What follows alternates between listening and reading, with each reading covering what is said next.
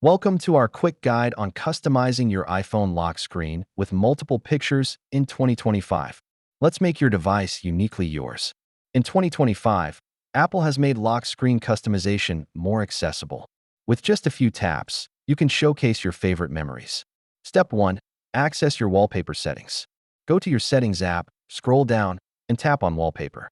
Next, Choose a new wallpaper to get started on crafting your new lock screen.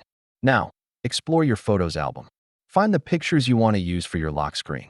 With iOS's new multi-image feature, you can select multiple images to display. Simply choose your favorites. Adjust image display settings for a sleek look. Consider how each image fits together. Preview your lock screen to see how the images come together. Make sure it looks just right. Finally, save your changes by tapping Set and choose Set Lock Screen. Your new look is ready. And that's it.